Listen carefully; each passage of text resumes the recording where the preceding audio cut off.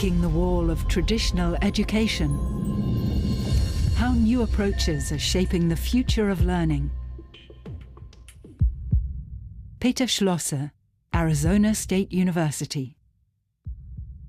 On November 9th, 1989, I was in Germany for a conference, watching the news on TV.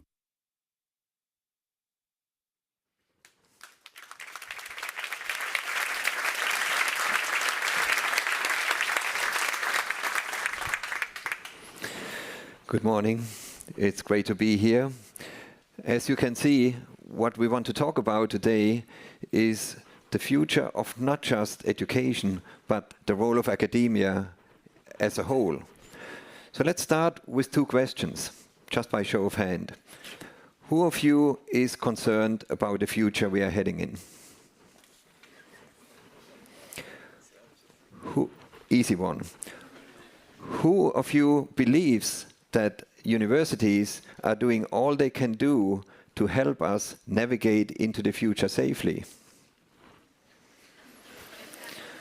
All right, there are a few, but very, very few. So there is a little bit of optimism, but there's a lot to do. So let's see where we are when we are looking at universities and their role through time. There is, of course, evolution, as there is in any part of the world. Universities started actually as entities who holistically looked at the world we live in and what that means for us in terms of knowledge gathering and applying that knowledge to societal issues. As time went on, there was an evolution from that holistic perspective to one that was more discipline-oriented. And a lot of good came off that. And we saw an example just now.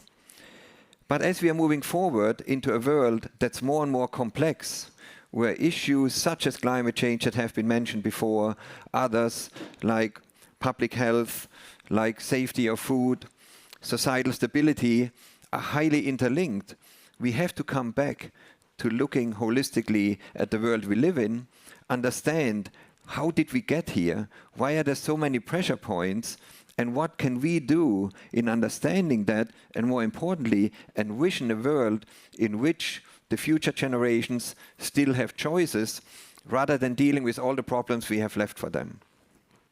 And that is anchored in system thinking and in a holistic view of where we are heading.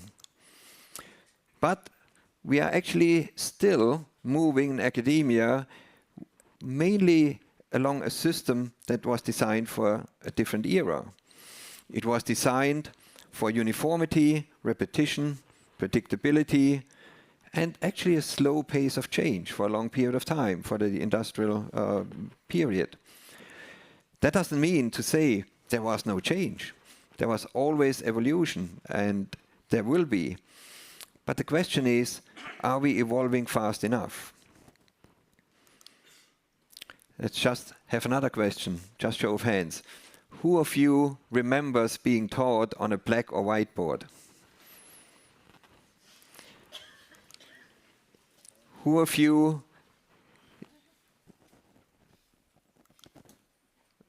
that doesn't work. Anyway, this should be an animation. But who of you is actually teaching using immersive technology, including virtual reality? A few, not that many. The difference between teaching on a blackboard and teaching in virtual reality is a little bit like the difference of the world we lived in a few decades ago and the world we are moving in at a rapid pace. If we are looking at the world today, what we are seeing is changes at a very rapid pace. If you look at that upper left figure, you can see an exponential increase called the Great Acceleration, starting at about 1960, the last in a cascade of accelerations that started with the Industrial Revolution. And that pervades all parts of our life. It includes climate change, droughts, floods. It includes societal stability, food security, and the all the ubiquitous evolution and rapid evolution of what is typically called artificial intelligence, which I typically call accelerated integration. So now, in such a world, what is the role of academia? If we are looking at academia and its evolution, in the US, we often characterize that by waves. First wave was the Greek academies. Then it goes through several, typically in this case modeled after the US system. You have the state colleges, etc. Let's jump to the fourth wave, which are research universities. Then the fifth wave, which are national service universities. They take actually research universities and combine them with scale and accessibility with world-class research enterprises. But even that is not enough. We have to think about the next wave, which is the university of the future. It will be dynamic, a structure that adjusts in real time to a rapidly changing world, and it's characterized by being deeply integrated into society, co-creating, being societally relevant, acting with urgency, having direct impact, working at scale, and being globally connected. So at Arizona State University, we are experimenting with academic structures. The aspiration is to create a so-called new university, and that actually requires new organizational design, and that manifests itself to move from the typical approach to an enterprise approach, and the focus is completely on scale, speed, and impact. That does not mean that basic research is not important. It is the foundation, but it has to be augmented by applied research that translate much more rapidly what we learn in basic research into impact in society. So what do we mean by scale, speed, and impact? Just based on ASU's evolution, here are a few numbers to highlight that. On the scale side, we have close to 200,000 students. About 100,000 of them are taught digitally. 500,000 students get courses from us for credit. We have students from 165 plus countries. And to be really able to experiment, we are pushing philanthropy. Right now we are at about 300 million a year. Speed, we can set up a new school, a new department, a new college in less than 6 months. And impact, I'm not hung up on rankings, but they tell you a little bit of something. So we are ranked #1 in innovation for 11 years in a row since the beginning of the rankings, and #1 in impact since the beginning, 6 years since the beginning of those rankings. So there is a mix-up in the slides.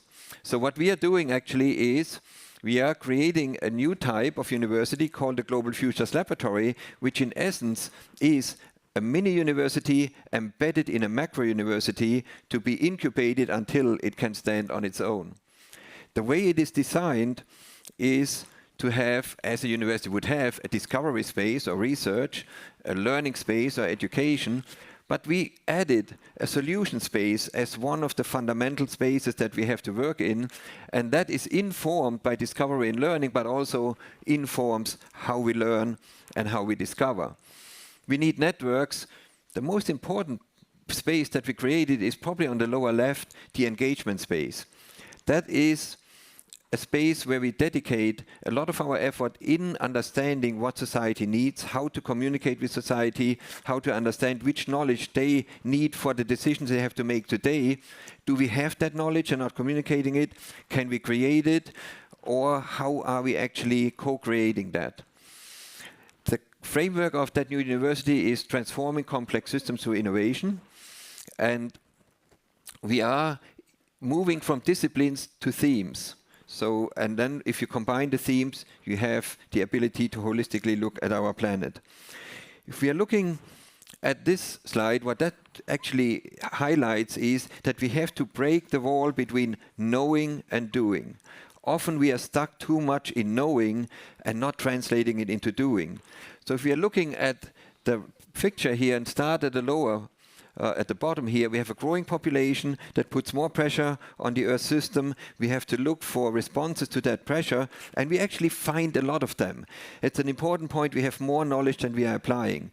If we find these solutions, we have to look if they are economically feasible. If they are, we have to look at whether or not there are institutions to implement them. And a lot of what we are doing passes all these filters. It's all necessary. We are working on all of them, but it's not sufficient. If we are not getting at that inner core, which is decision-making, which is understanding how humans, here shorthanded as societal will, are taking information and applying it, then a lot of the knowledge that we are gathering on the outside is in essence meaningless for the way the world moves forward. Just a few examples of how we are actually working that in actuality. So I talked about these spaces. Let's look at the engagement space. There we have a major effort in advanced decision support for complex issues called the Decision Theater. It has been showcased here twice, last year and this year. So if you have more interest in that, there is a lot of material about that. That brings together stakeholders from around society to contemplate complex issues and play through scenarios in terms of what would be the outcome if you go one path or another path. So that's co-creation. It has different levels, visualization, scenario formation, and we are now moving towards a point where this tool can become a virtual participant in a discussion about the future. Let's look at the solution space. We have created, or we have a project, a large project that deals with the future of the Southwest. The Southwest of the United States is under several pressures, getting hotter, getting drier, population growth. So we are moving around the economic future under issues that are combining issues that relate to water, energy, climate, carbon, air quality, and workforce. The major issues that determine where the future will be and where the economy will be. We are running that like a private sector enterprise. We have a CEO running it. I was the PI as a scientist, but immediately hired a CEO, a COO, a CIO, a Chief Innovation Officer. So we are running that very differently. Last one is the learning space. And here we are actually using virtual reality to bring students, learners around the world, including some of the spaces that are changing most rapidly, such as the Arctic Ocean.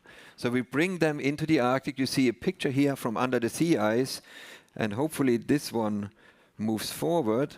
That should be an animation, and the animations are not kicking in, but you get a sense here. We take them, the students are pretty much on the ice, they feel the wind, they hear the ice cracking. They are operating instrumentation, such as the remotely operated vehicle. They go with it underwater. They measure the ice. They take the data back into the class and actually have a fully immersive experience. We take them into coral reefs, into ancient cities, so that they understand for whatever sliver they are responsible for in their job to make decisions, to put them into the context of the entire world. So, and by the way, there is a demonstration of Dreamscape Learn of this virtual reality outside here, starting at 10:30. So, the future is now. We have to act. For those of you who are running universities, I would appeal to you, be bold, experiment. For the young generation, take the agency. It's your world. Make sure that you get the space that you should have. And final question, who is ready to embark on these experiments? Quite a few. That is encouraging. So let's go from contemplating to doing, and I'm looking forward to work with many of you on this kind of transformation of academia. Thank you.